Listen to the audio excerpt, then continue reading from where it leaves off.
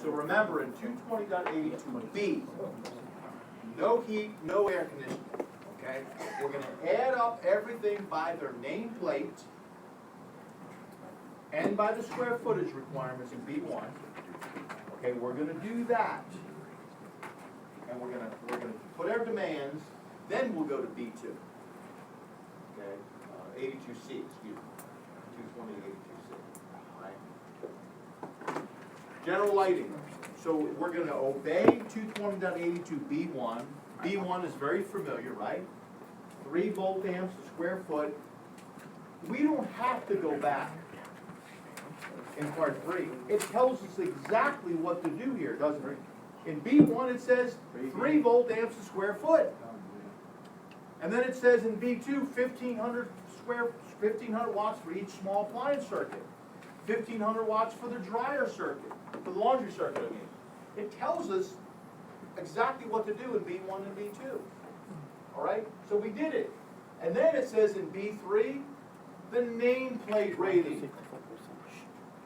Everything else, except for the heating and air conditioning, we're going to find the nameplate rating. And guess what? The question is going to have to tell you that, isn't it?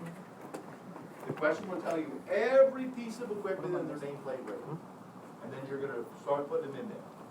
Dishwasher, 1500. Disposal, water heater, dryer. Remember, there's no 5 kW minimum here.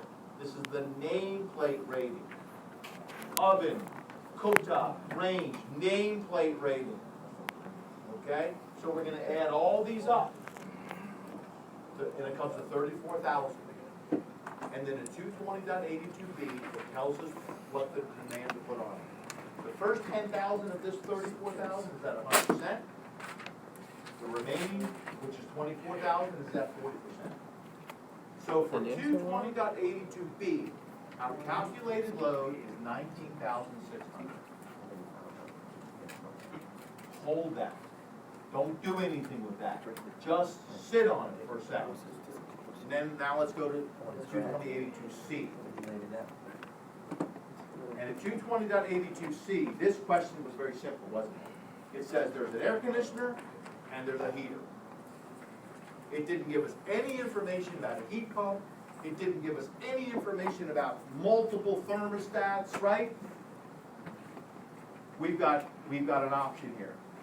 What's the percentage of an air conditioner? 100%. What's the percentage of electric resistance heat? 65%. Not a heat pump. Correct? It's just heat. Resistant, kW, inefficient, carbon bleeding heat. Okay? That's all it is, 65%. That's our calculation, okay? So remember, we're holding this, we're not doing anything with it, all right? Now we're going to do our 65% of our heat. We have to choose the larger of the two, right? So when we do the 65% of the heat, we've got to make a choice here, which one's larger? Obviously, it's the heat. So now we're going to take this number over into the column, and now we're going to add up B to C. And now we have our answer. We do B, we put the demand on it.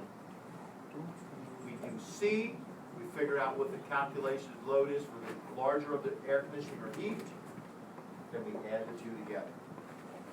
Do not do C and then apply the demand. Does that make sense? What's that? That's where I screwed up. Yeah, that's why I want you to I do B put the first, heat in there. apply the demand, then do C, and then add the two together. All right, that's why I had you highlight adding the result of adding the loads from B and C. Okay, which is very important. So obviously our answer is 24,800. Now you could say, I need a 103 amp service.